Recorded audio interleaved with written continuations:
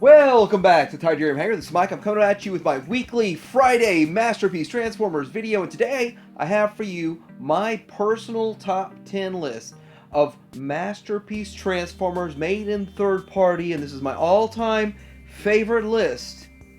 And I'm going to talk about this coming up.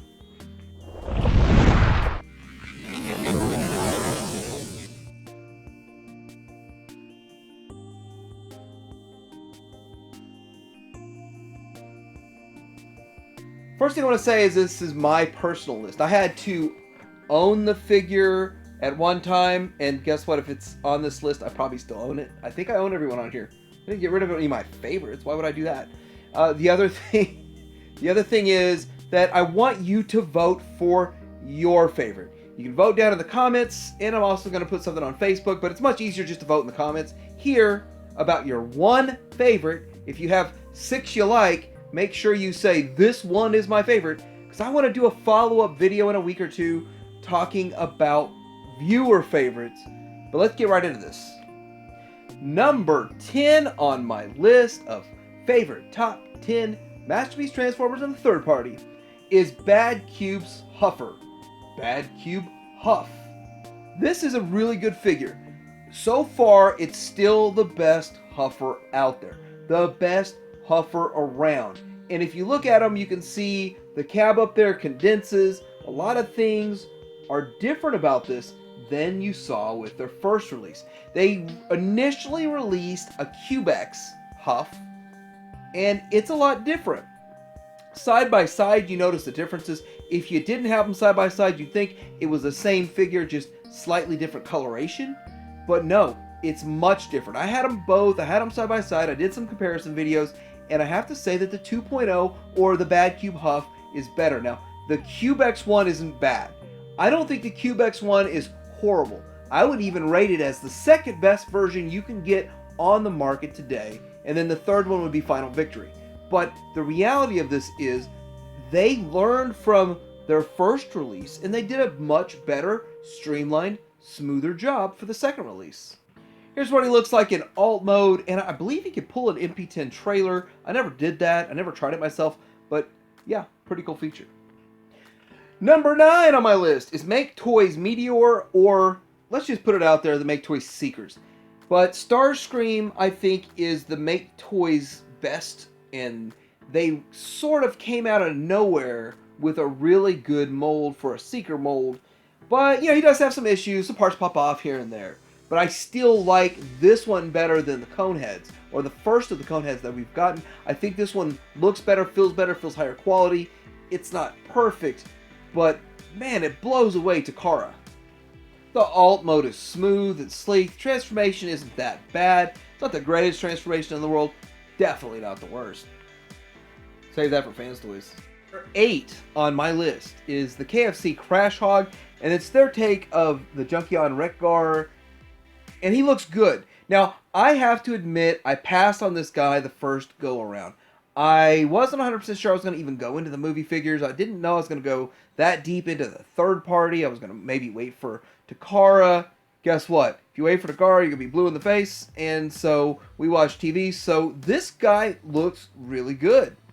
Having him in hand and looking at him on the shelf, I realize how much KFC put into this figure, how good this one is. I appreciate it so much more. I know when it first came out, I heard so much negativity about it. And I have to admit, it seemed like when this came out, most figures got a lot of negativity. Whether they were good or bad, it was like cool to hate on these Masterpiece Transformers. And the price wasn't even bad. It wasn't like, well, the price is now.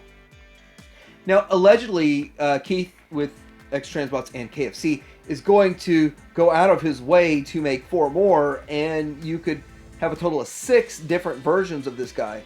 And that's cool too. Cool in itself. If the mold is that great, he's that confident to make 6 different versions, because there's 2 out right now, so you end up having a total of 6. That's pretty awesome, I think. Whenever I get mad at Crash Hog, I tell him to go sit on himself. So number 7 on my list is Make Toys Downbeat, and that's Jazz. This figure is, okay, it is the best tune-accurate option for a Jazz right now. I know Zeta and Toy World made theirs. There's nothing wrong with that figure. It's fine. I have it. I haven't gotten rid of it. I think it's fine. But after looking at them side by side for months, I did come to a decision that I like the downbeat better. I do like downbeat better. Not a whole lot better, a little bit better. So therefore he makes it on my list. In fact, he's good enough that I don't really care if Takara makes one at this point. Takara has messed around not making these figures, so this one's filled the gap for me, and I'm fine with it. Alt mode looks good. Alt mode looks good on all of the third-party versions. There's like 3 third-party versions right now, but the alt mode looks good on all of them. This one looks great. Very tune accurate. I think that's Make Toys' thing, is they can hit that tune accurate just right with a great head sculpt and a couple of play features. It's in reality what you really want out of the figure is it to look like the cartoon or look like what you remembered from the cartoon. Number 6 on my list is X-Transbot's Neptune. Now, X-Transbot's Neptune is the best version on the market for a Sea Spray. I don't even think Fans Toys Spindrift 2.0 is going to beat it, but, you know, in a year, 2 years, 3 years, 5 years, whatever, whenever that one comes out, I'll compare them, I'll get it, and compare them to all of the Sea Spray options that I have. But the reality of it is, Sea Spray's a character I never really cared about.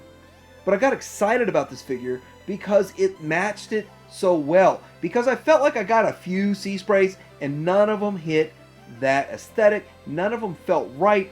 This one did.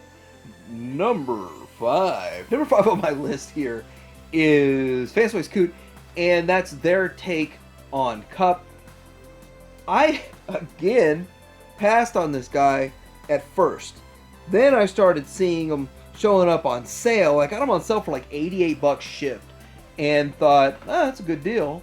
I'll go ahead and get it. I don't even care about them. I left them sitting in a box for like 2 months. I didn't even care about them. But once I got him out and I put him on the shelf, I realized that he looks good. The transformation's a bit of a bear. That's the price you pay to have near screen accurate perfection from Fans Toys in both modes. And I kind of got used to that, and with the blur and all of that. But it does look good in both modes. And now I kind of starting to think that the difference from this in screen accurate, this is what I think of now when I think of screen accurate. It's changed my perception. And at the time I picked this guy up, I didn't even think I was going to do a movie or season 3 shelf. And now I have a huge, well, it's not huge, but a decent size display with just the movie and season 3 stuff. And I couldn't imagine my display without this guy in it, or some representation of Cup. So number 4 on my list is Zetas Superion. Combined mode, not individual bots. By the way, the individual bots are easy to transform. The jets look good. The bots themselves don't look the greatest, but they started to make the faces look a little better in the end. But the reality is, I had fun collecting this set, and I had some trials and tribulations too with delivery on Silverbolt. But he looks good in all modes. Now, we don't know if the Fans Toys one will be better, and at this point, and from what I'm seeing, I might still display Zetas Superion as my combined mode. I might not even do Fans Toys in combined mode. So with that, it still holds true on my list as being one of my top Transformers, and I might not ever get rid of him. That makes him one of my best Transformers. And also, I like the one I have enough that I don't feel like upgrading to the metallic version. I don't think it's enough of a change, and I think it's kind of cool that they did change it. I'm not as upset anymore.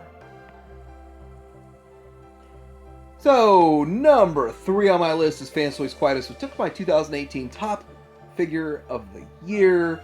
I want to say about Fans Toys Quietus, he looks good in both modes. Transformation is a bit crazy, but it's so similar. You knocked off X-Transbot's Fans Toys. Just admit it. This is a picture of the T, so it really doesn't matter, like, hey, what's the T? It doesn't matter if you're getting the T or the original. They both look great. In fact, if you didn't have them side by side, the only way you'd really be able to tell them apart by the difference in the color is by looking at the whiteness of the whites, because the reality, the blues are so close that the slight bit of purpleness to the T, you just can't tell on its own. You really have to look at the white. But side by side, it's almost day and night side by side if you look at them enough. But if you separate them, it's hard to tell. So number 2 on my list is the Giga Sword, Giga Power Gaudentor, or Chrome version of Swoop. Now, the reason this is number 2 on my list is because this is among my top favorite characters. I think they did a very good job with it. There are a couple of minor QC issues on mine, meaning parts fell off, I glued them back on. But aside from that, he stands on my shelf in my display looking really good. I do love this figure. I think that they did a great job with it. And, Giga Power makes a much bigger Transformer than Fans Toys.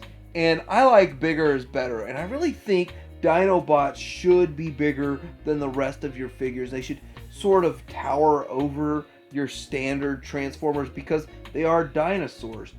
But at the end of the day, I would throw Fans Toys Sora in there as a tie.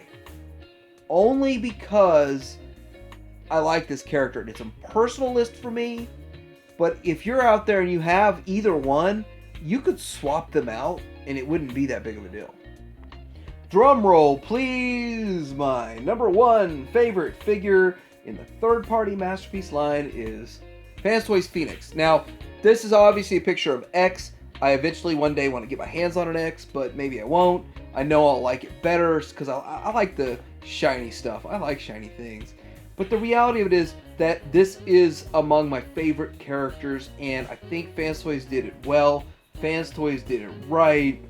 Here's a comparison to the Kronos, and I used Kronos as a filler for so long that I thought I'd never see a Phoenix in my life, and finally got a Phoenix, paid too much for it, but it's okay. It's fine. It works. And I'm from the mindset that if you, let's say you overpay to get something on the secondary market, and it's something you really, really wanted, I don't regret it at all. I look at them and I'm happy I have it. I am happy even though I paid too much. I'm probably going to pay too much for the X when I get it, so it's not the end of the world. The alt mode looks good. It looks clean. I know a lot of people want to use the Siege version of the Hasbro one, but this is so much cleaner than the Siege, and that's what I like about G1 on a G1 display. And when I do get the X version, I might do a bit of a kit bash between the two and take the side pieces that are more to match the backpack. I don't know. I'm considering it. I don't know if it's worth the work or not. So what do you think about my list of top 10 of all time Masterpiece Transformers on third party? What would be on your list? What figures would you put on your top 10 list? I do want to know in the comment section your number 1. Vote for your number 1. Give me your list. Like, subscribe to Darren Hanger out.